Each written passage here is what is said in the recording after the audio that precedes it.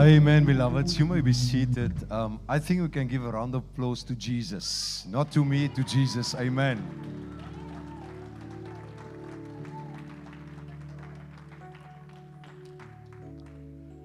Once again, it's a privilege and an honor to present the word of the Lord to you. I don't take this assignment lightly because for me, the word of the Lord is a matter of life and death. And it's important in 2 Timothy 2:15, the Bible decrees and declares, study to show yourself approved, a workman who need not to be ashamed, rightly dividing the word of truth. And it's important that we rightly divide the word of truth. So it's an assignment that I don't take lightly. Firstly, I want to welcome our online viewers. You're at the right place at the right time. I want to welcome the congregation, even Apostle Pastor Daphne, in their absence, also on assignment in Johannesburg. Thank you for the opportunity.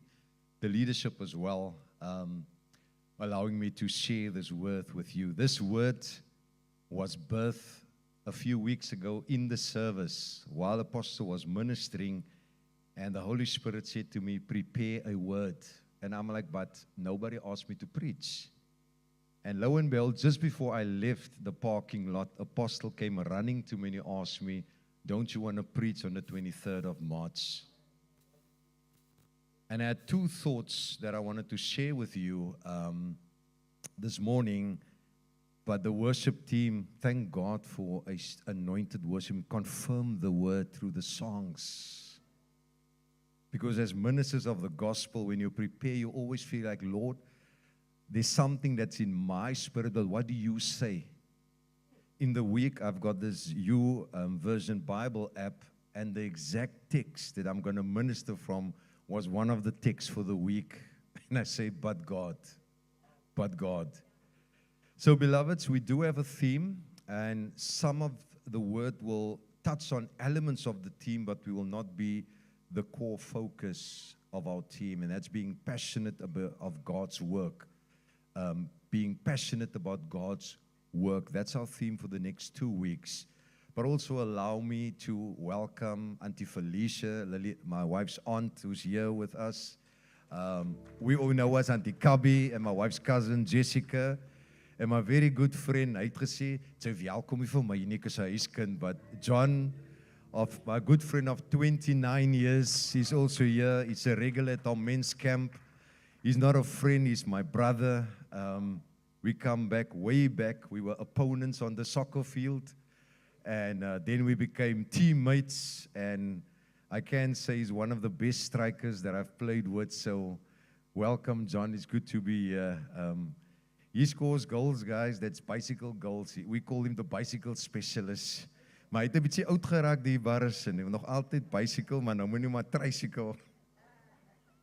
But it's good to have you here, John. Him and his wife just decided, ons kom sak en pak en ons slaap oor by julle. We don't have a say, so it's always nice to have him with. So, beloveds, without any further ado, if we have our Bibles with us, or the media team can flight it, it's Revelation chapter 3, verse 14. Revelation chapter 3, verse 14. And my title for this message is Staying Connected to the Source of Life. Staying connected to the source of life. We are so connected with many things, but we are not connected to the source of life, which is our Lord and Savior, Jesus the Christ.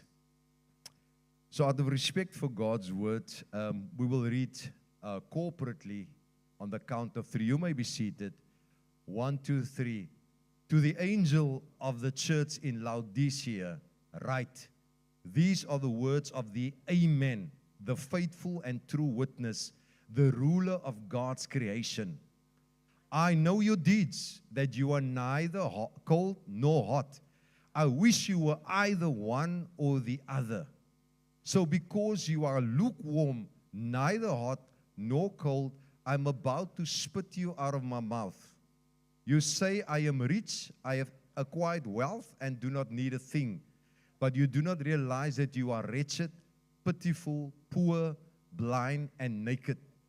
I counsel you to buy from me gold refined in the fire, so you can become rich, and white clothes to wear, so you can cover your shameful nakedness, and salve to put on your eyes so you can see.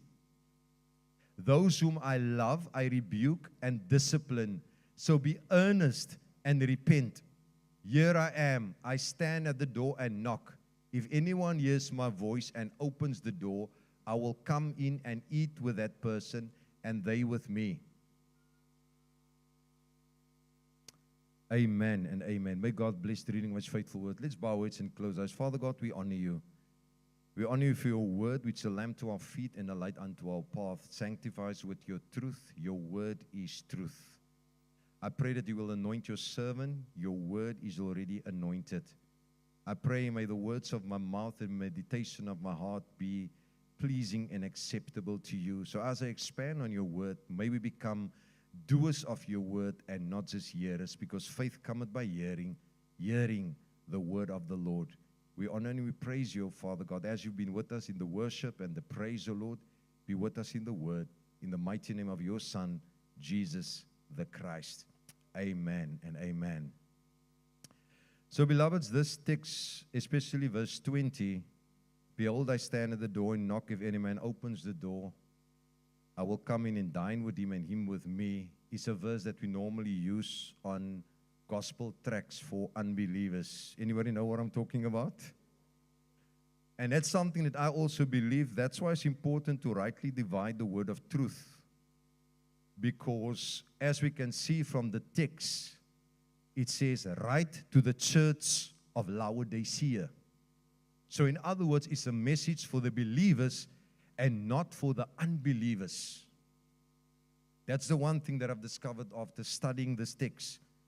The second thing I discovered is that a lot of times in the past we were taught that hot is good and cold is bad.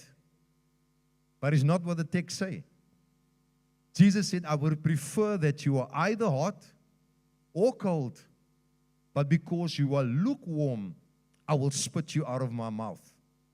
And because we live in a day and age where we are disconnected from the source of life, we're on our way to becoming lukewarm Christians.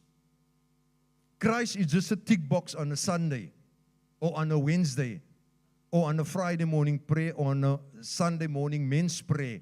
The rest of the week, we have absolutely nothing to do with Christ, if we're honest with ourselves. A lot of theologians have looked at these 7 churches, and they almost want to debate that it's 7 conditions that the church will go through while the church is here on earth before we are raptured to be with Christ. But these 7 churches were 7 literal churches that were located in Asia Minor in the 1st century, which is now modern-day Turkey. And Christ had 7 rebukes and 7 praises for some of these churches. Some of them only got rebukes. Some of them only got praises. Some of them got a rebuke and a praise. And when I highlight to you these 7 conditions, all of us, we need to look into ourselves. Don't we fall into that same category? Because what the Lord Jesus Christ hates, while I was preparing, is lukewarmness in the body of Christ. You need to be hot or you need to be cold. And I will expand on that, what it means to be hot and what it means to be cold.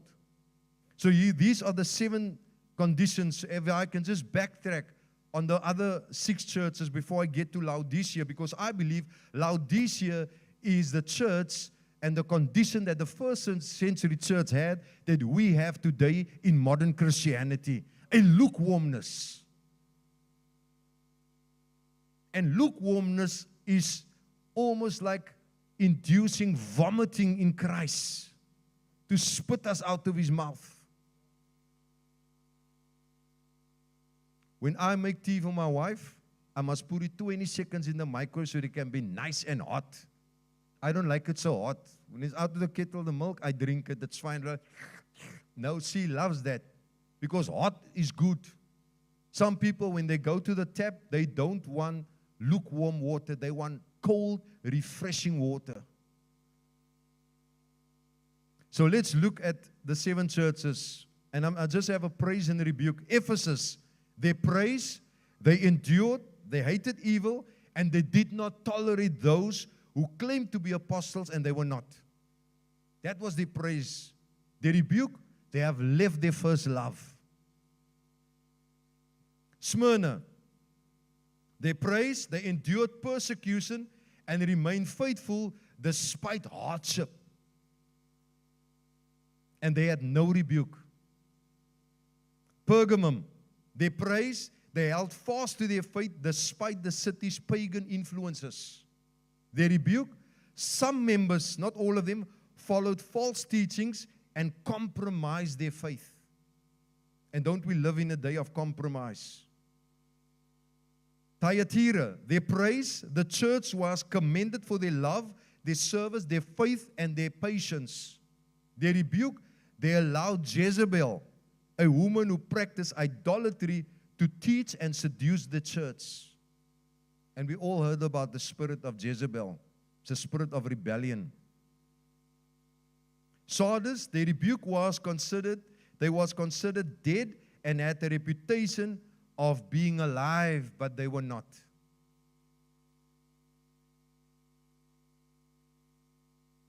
Philadelphia, they praise.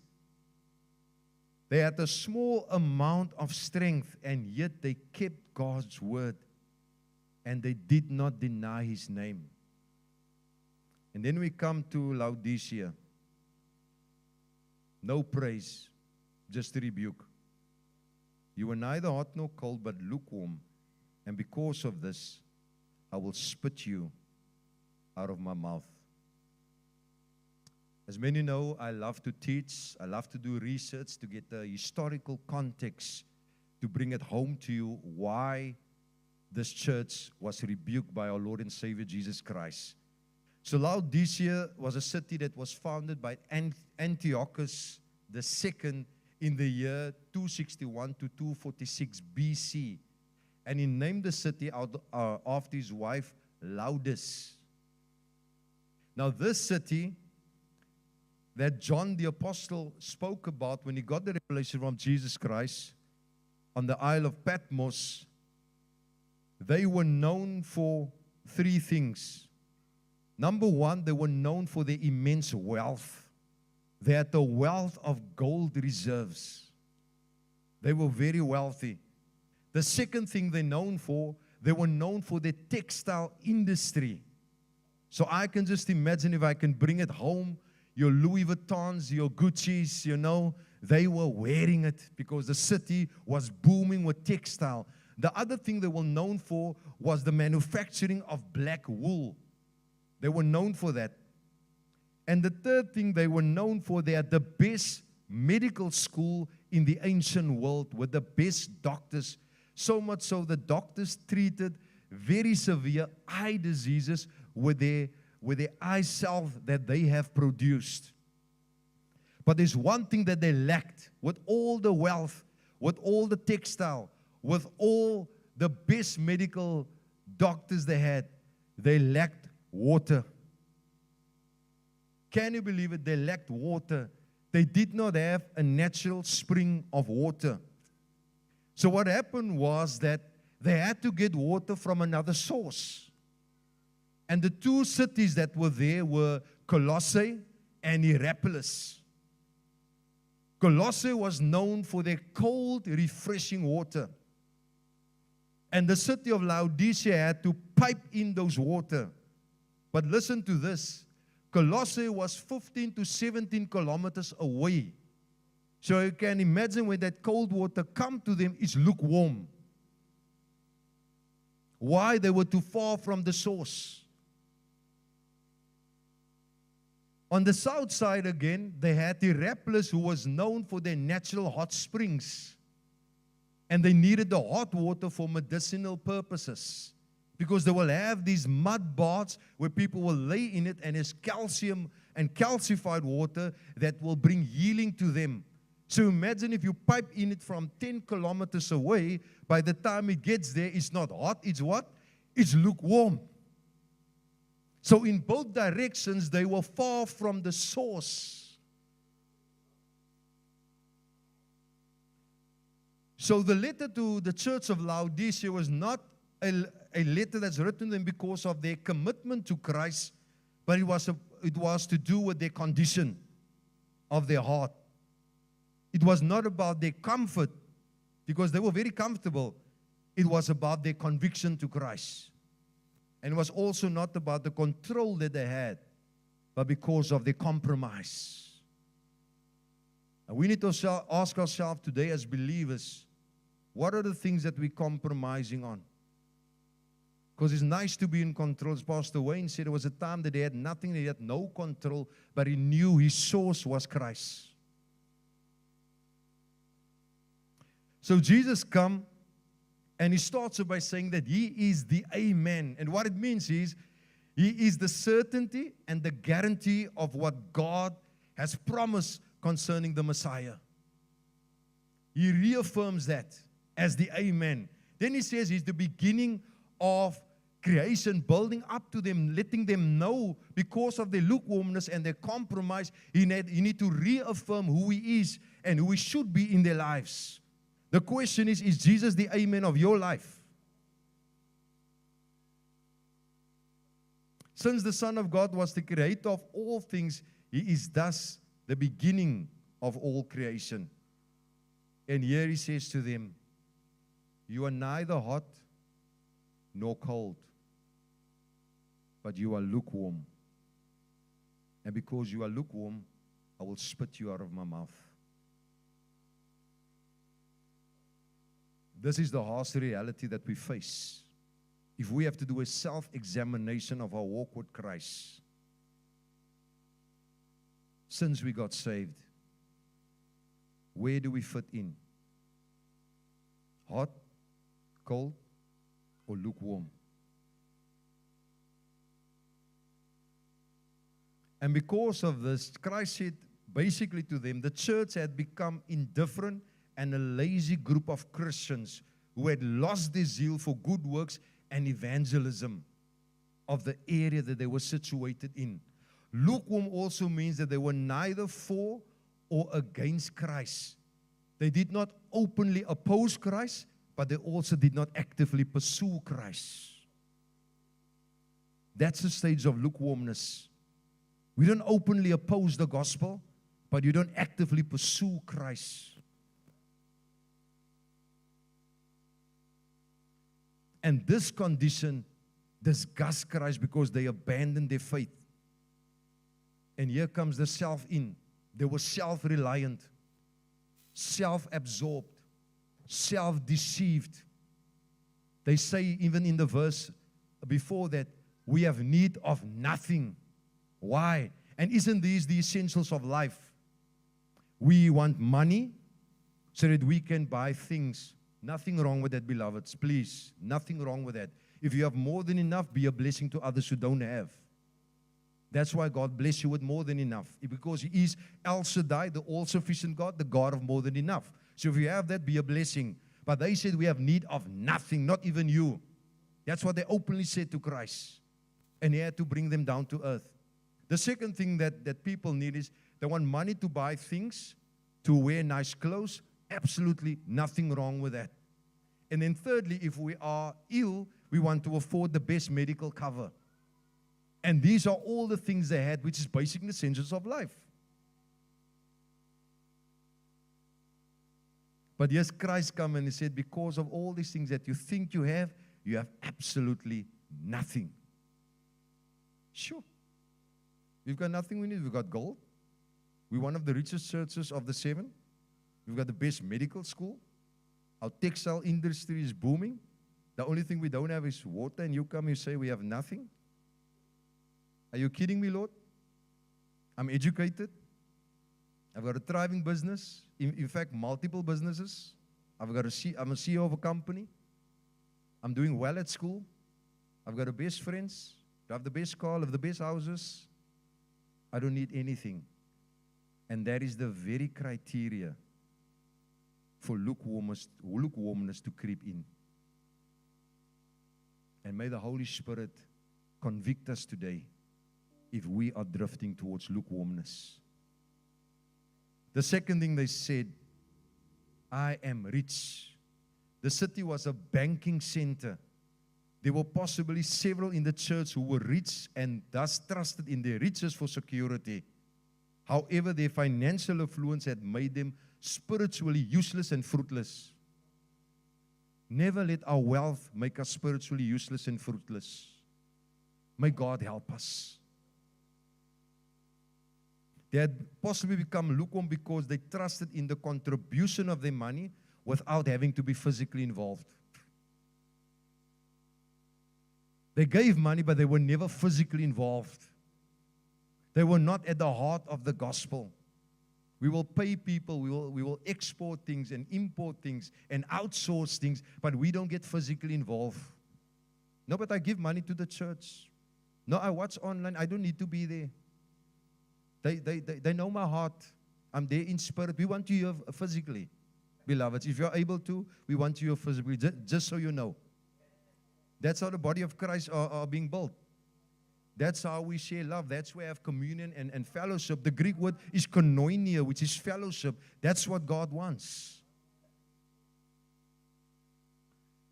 Beloveds, they were so rich that when I found out in AD 60, there was a massive earthquake in the region. Just see how rich they were. A massive earthquake, and Rome sent money to the churches for them to rebuild their cities. Guess what Laodicea did? They sent the money back to Rome and said, we've got our own money to rebuild.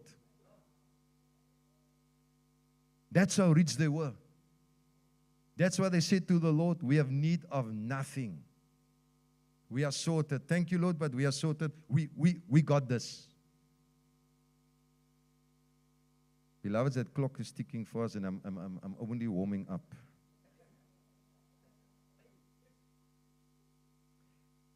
And then he says, you do not know, in their financial prosperity, they did not recognize the spiritual poverty.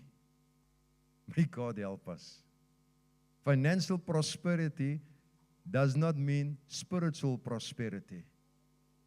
It sometimes means spiritual poverty because of a lukewarm spirit that has crept in. The riches had moved them to form of a religion, but they denied the power thereof. They did not even know. Christ had to point it out. And may we be like a patient on the surgeon's table. We surgically remove all the things that is making us lukewarm. Let us do introspection this morning, beloved. They had a religion where they were gods unto themselves and had no desire for Christ and His will for their lives. And then Christ comes and He says, buy from me gold that is refined. But we've got gold. No, you're not. You don't. Gold that is refined means it's a divine exchange that Christ wants to elevate them to a position where they look to Him as the source of life and not at their physical resources. That is gold refined by fire.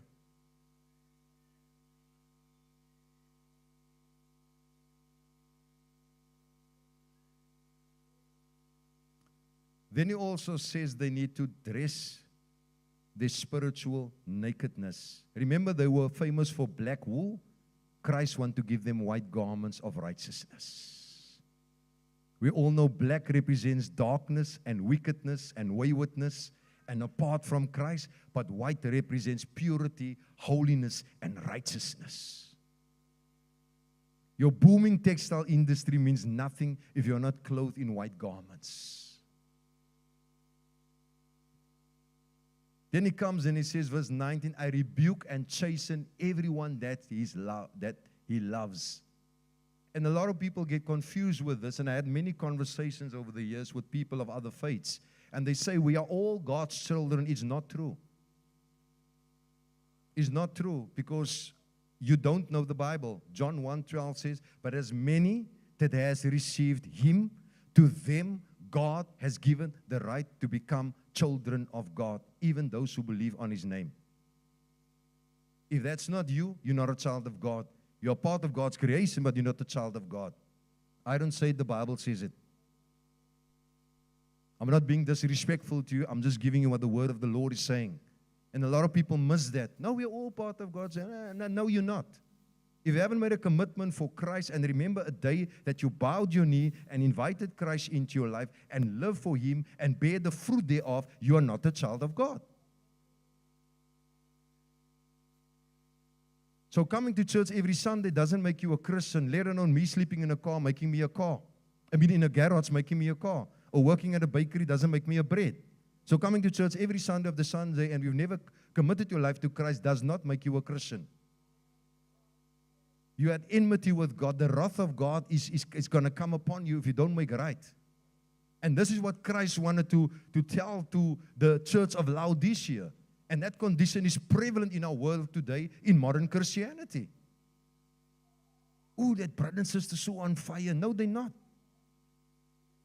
If they don't live a life circumspectively after you leave this place, then I'm sorry to say we are slipping into lukewarmness.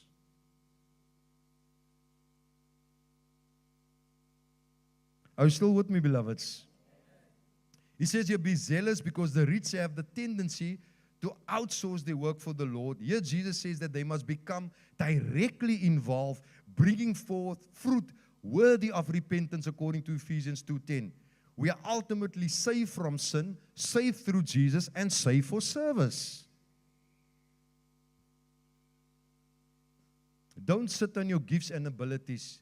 Use it to glorify God, your time, your talent, and your treasure. If you don't do that, I can truly say you are slipping into a lukewarmness state. You may not preach or teach like some of the pastors and leaders that come here, but there's something that God has given you that you can do well. Use it to honor God. And here comes the famous verse, I stand at the door and knock. The problem is that men leave Jesus. Jesus is always there seeking an opportunity from the one who will voluntarily open his heart. So the problem with the Laodicean church was not their commitment, was not their passion, it was their location because they were distant from the source. And when they came to a repent, because I believe they repented. I believe it does not say it in the Bible, but I believe they repented. And finally, when they realized their sin, and they realized their wretchedness, and they realized their nakedness, and they realized their pitifulness, they said, Lord, here I am, I'm coming. And Jesus said, I'm at the door. And this one always gets me. He locates you where you are. You're never too far from him. Lord, I'm coming. I'm at the door. Just open. Just open. I'm at the door. Although they were far from the source of water, the one that gives living water is coming to you. Just like the father of the prodigal son, he waited every day, looking. And it wasn't a Jewish custom for fathers to run to their children. But he ran when he saw his son. The Bible says he saw him afar off, which means he knew how he walked. A lot of people may have came on the road and he said, that one is my son. And he ran. And this is what Jesus demonstrates. Although you're far off, although you lukewarm, although you're not hot or cold, if you come, I'll run. I'll run. Just open.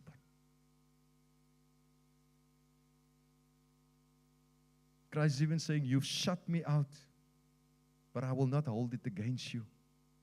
Let me in, and I'll restore you. Although the hot water were 15 kilometers away, and the cold water 10 kilometers away, Christ is at the door. And as I said before, this verse has been used out of context for unbelievers. But this is a verse for the church of today. Because if we honest with ourselves and we see what's happening in the world, the church is in a lukewarm state. A form of godliness, but denying the power, the intimacy, and connectedness to the source of life.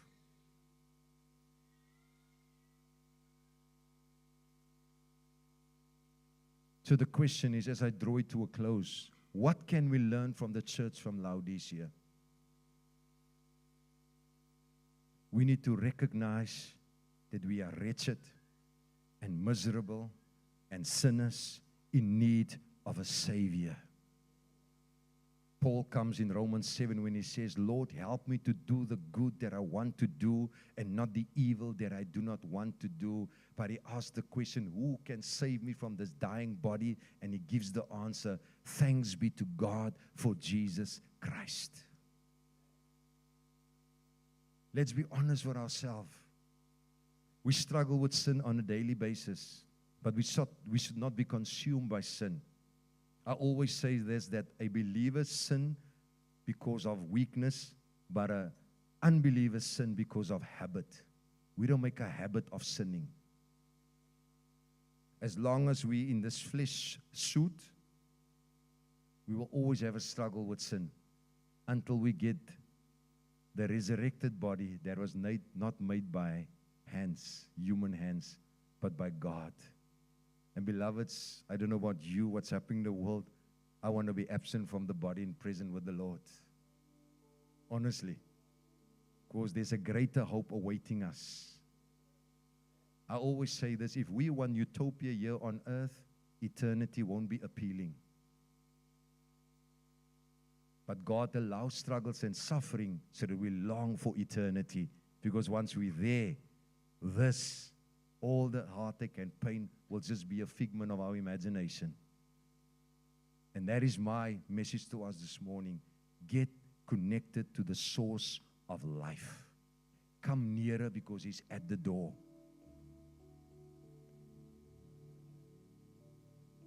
Coming back to the hot and cold.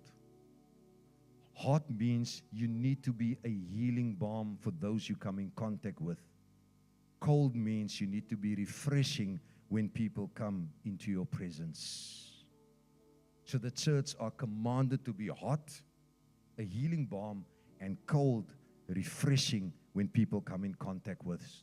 Hot is not good, cold is not bad. Both is good. Lukewarm is bad. And for many years I understood it, hot is good. Jy moet aan die brand is vir die Here. Jy moet nie koud is vir die Here nie. It's not what text say. That's why it's important to rightly divide the word of truth. So we need to realize that we are wretched and miserable. We need to repent, turn from our self-reliance, self-deception, and self-dependence and self-sufficiency. Make our condition, because this make our condition disgusting to Christ. And that will induce vomiting from Him. Christ needs to be our primary focus and not our secondary focus. We sing, I surrender all, but have we really surrendered all? Somebody once said, people don't tell lies, they sing lies. We sing holy forever. We sing your grace, but then we become self-absorbed and self-reliant. We haven't really surrendered all. Secondly, we need to realize that we are poor spiritually. We need to return to our first love. True wealth is found in Christ and Christ alone. We need to come to the point to know that Christ is enough. Christ is enough.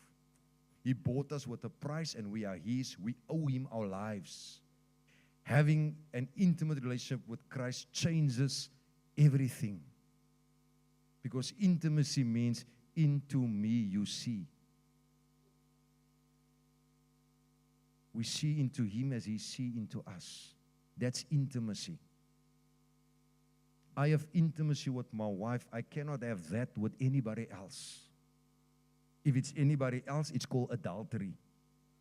So Christ wants an intimacy. Anything else that takes preeminence over that, we commit spiritual adultery and we are spiritually poor.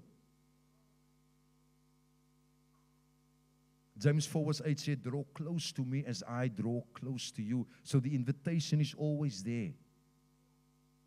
Then thirdly, we are blind. We have to realize that we are spiritually blind. Spiritual blindness is a disease that leads many people astray. Once we deviate from the Word of God and His principles, we're in a state of spiritual blindness. The Laodiceans were so proud of their eye ointment and their famous medical school and doctors that they didn't realize that their ointment cannot cure their spiritual blindness. And then lastly, we are naked. We have to react to our spiritual nakedness and make the necessary adjustments. Although they had the best textile industry and were famous for black wool, they still needed the white garments to signify their repentance, their purity, and their righteousness in Christ. At least in the Garden of Eden, Adam and Eve recognized their spiritual nakedness, but Laodiceans, they celebrated it. Don't celebrate your spiritual nakedness. Recognize it, react to it, and allow God to give you that white garments. They say I've got 4 minutes, 26 seconds. Thank you, Lord, for the clock. In conclusion, this letter to the church of Laodicea is a reminder of our desperate need for Christ. And apart from intimacy with Him, we are nothing and have nothing. All our achievements, belongings, successes, possessions, and positions in life is nothing compared to what He has planned and what He has in store for us beyond this life. Many people who have died in Christ, if you ask any one of them, there's a telephone line to heaven, do you want to come back? The answer would be an emphatic no. Why would I come back to this? But while we are here, let us stay spiritually connected to the source of life. Let us get closer to the source so that we don't become lukewarm. Our goal is to have intimacy with Christ while we live in the light of His coming. He can come to us through death, or we can come to us where we meet Him in the air, according to 1 Thessalonians chapter 4.